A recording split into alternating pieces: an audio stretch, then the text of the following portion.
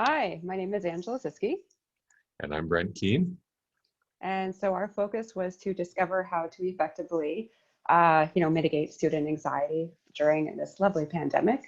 And so I think again, after kind of going through everything, we kept going back to it's about reconnection. These poor kids, especially in rural Saskatchewan, um, you know, are in their individual households. It's so hard to connect with their peers, connect with other people. And yeah, that was just the biggest message for us was just connection. Yeah, and building that connection, we chose our three routes. We chose to have outdoor education, mindfulness education, and to use technology so that students would be ready to go online. Each of these is also designed to give students a sense of agency. In the case of mindfulness, giving them some choices about how they choose to react to their circumstances. In the case of outdoor education, giving them some choice about how they want to work, where they want to work. And in the case of technology, giving them some choice about how they interact with each other so that they're ready to go if we ever move online.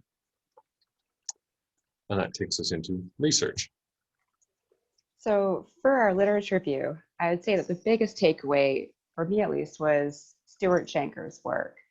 Because again, it was that focus on if you are stressed out, if you are anxious, or if you are, feeling this way, how can you learn? It's about, that individual and their subjective experience and connecting again with yourself. And I really liked his message of how, there is no one recipe, no single cookbook out there that will always work for that, that group of children or, that particular situation, that you always have to be flexible and approaching things and problem solving. And I really was like, yeah, absolutely. I absolutely agree with that. Another big take home was Gabor Mate's work, because again, if you are carrying this trauma, like it goes all the way to your central nervous system. If, depending on what your situation was during our shutdown, and how you're feeling about even having a mask on your face and having, struggling to breathe through that, how can you learn? How can you be aware of where you are and make connections if that's what you're feeling? And I think for the World Health Organization's work in regards to the implications of the pandemic, again, they just, before the pandemic, we're having issues with our health and connecting with nature and being outside. And just that has just been exploding because of the pandemic and again, the shutdowns that we've experienced. So yeah, those are my big takeaways from the Lit Review. Yeah.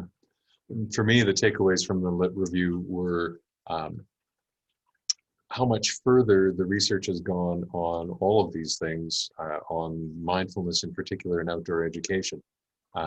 Last year, I took a course on mindfulness, and I've seen, I've been interested in it for years. And so seeing a strong body of research to support the kind of work that we wanted to do in the classroom was really useful.